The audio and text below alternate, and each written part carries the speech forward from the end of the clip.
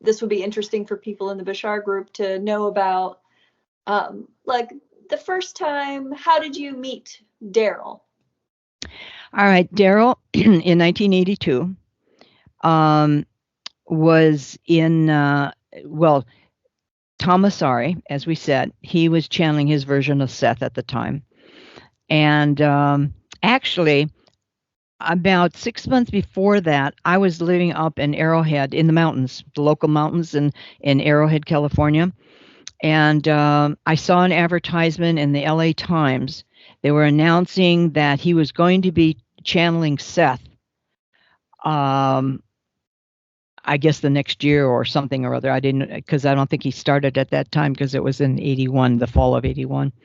And I thought, oh my God, and then I moved back to, I was moving back to uh, I don't live in Los Angeles, but I was moving back to the Los Angeles area again, just a few months later. So anyway, in 82, I attended a session, and now Daryl, well, Seth was offering, I mean, Tom was offering it through Seth. Seth was offering to anybody that wanted to do it. There was a 12-week channeling class, and then he'd let not just Daryl, but he let anybody that wanted to channel. In fact, I channeled Zach one time, not in the channeling set. I was not in the channeling class because I had been channeling for about 5 years before I met Daryl and Bashar. But he was in there, and of course, Bashar was one of the most popular ones. Sean Randall started channeling at that period of time. She was in the group, and of course, Erica. I don't think she was in the channeling class, but he also did sessions, just like Bashar does sessions. So I was in the regular session groups, and then Daryl would channel in the regular sessions and everything. Sometimes Bashar also, and then he also channeled Anima. I remember. I think it was about a year and a half, 2 years later, on a Christmas Eve, they were. Tom was channeling. They got together in a basement or something of the church. I think that's where they were holding the sessions, and they were on the stage, and he was channeling Seth, and then Daryl channeled Bashar and Anima. Oh, were the entities talking to each other, or was it one after another? It was one after the other. Yeah, not at the same. Okay. Well, no. Well, yeah. I don't remember if Bashar and Seth would talk to each other. Yeah, I don't remember that. It was so, 38 years ago, 39 years ago. I don't remember that, but I do remember. I remember that, and so then that went on. Let's see, 82 and 84. It was at the end in the fall of 84. Now Margot Chanley was also in the group. Erica, like I'm saying, I don't remember that Margot was in the channeling group. So when I say the group, I can't distinguish. The only one I know that was in the channeling group might have been Sean and Daryl, and I'm not positive about Sean, but I think so because she got her start at channeling at that time too. But in the regular group was Erica and then Margot Chanley. And when I met, then Margot Chanley was doing her dissertation about the psychology, her PhD dissertation for the psychology of channeling and that. So she had, I think, 12 or 13 and people that she was going to be doing her thesis on that, and she was doing all of her research. And of course, Daryl was, one of the forefront ones. And so she decided to start holding Bashar sessions at her house in North Hollywood. And at the beginning, there were only let me back up. When I first met her, we knew, just Margot and I, just your connections with people, and we knew that we were counterpart selves. And so we had that really, really strong connection throughout. And so it was like, I think about October or something like that of 84 when we started with that. And then there's only like maybe 5, 6 people, when we first started. And then, of course, word of mouth, and it started to grow. And, there's more and more people coming. So then they were doing it like, I think, on a Monday night. So then they started doing it on Tuesday night also. And she could only, well, after a couple of years, there were like 45 or 50 people, squashed in. You weren't even sitting on chairs, I don't think, anymore.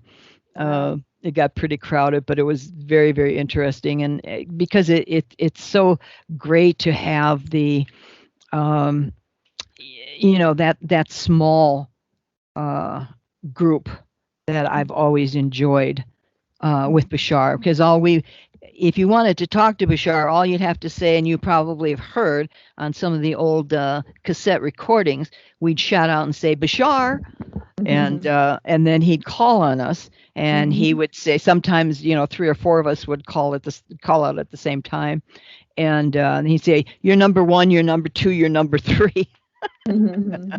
Yeah, I've heard that. Right. And so that went on, and I was doing the recordings and everything at the time, not at the beginning, but then the person that was doing them stopped doing it, and then I took over and I was doing it.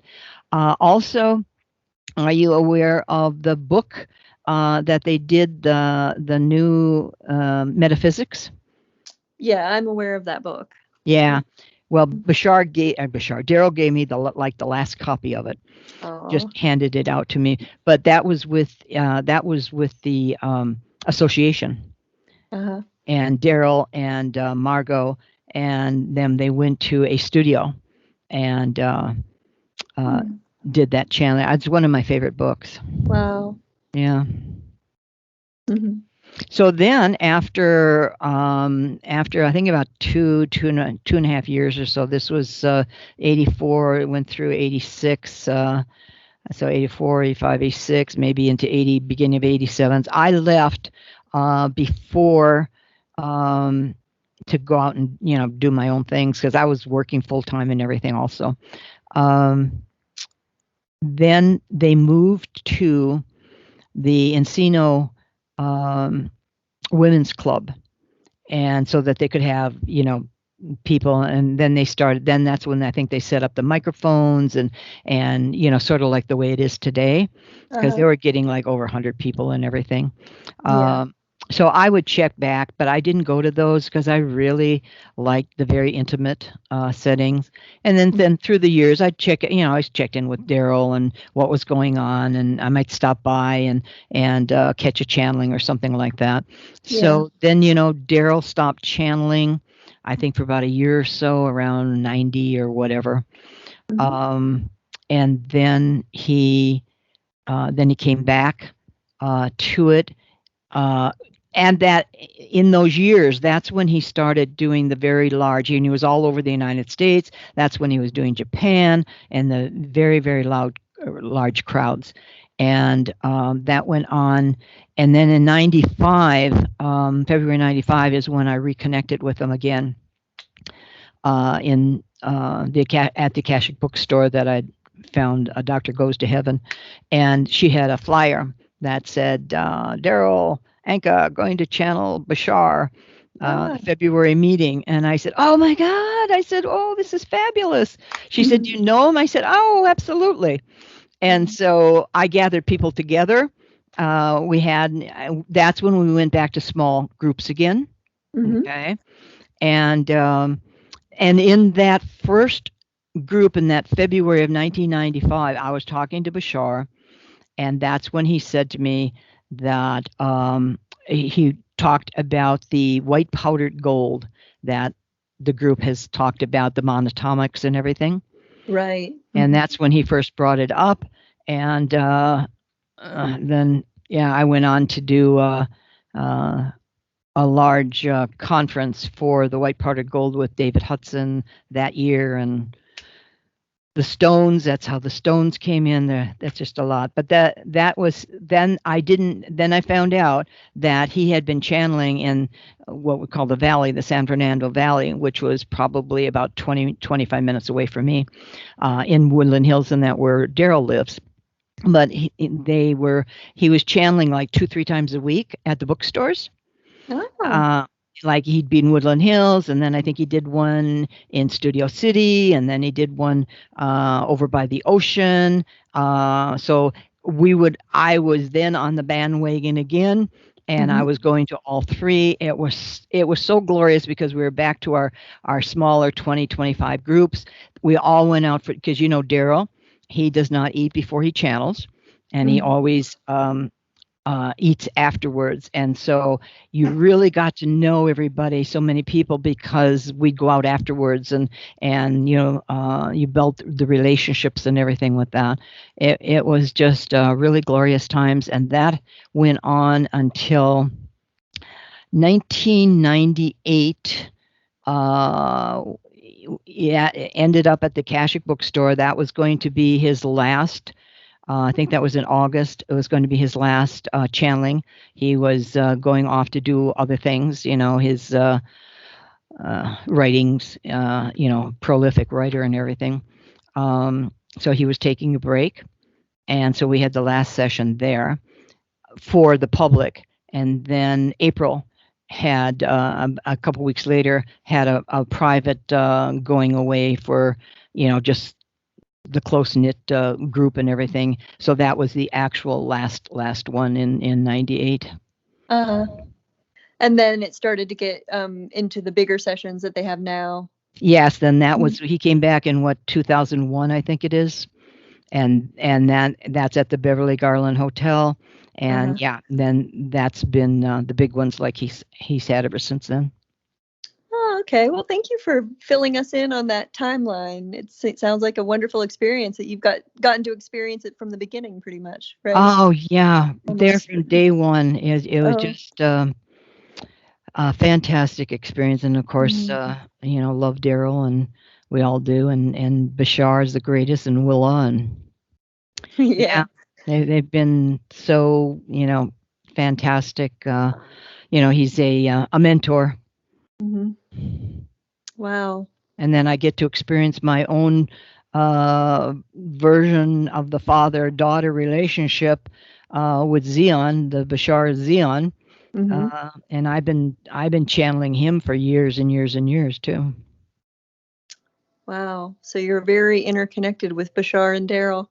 Yeah, yeah, Hmm. it seems to be. And then through Willa, that close association with Lily, and they're such good friends, and it, Yeah. it's interesting how we all have our own connections and everything, but it's interesting how our connections intertwine, uh, through the years.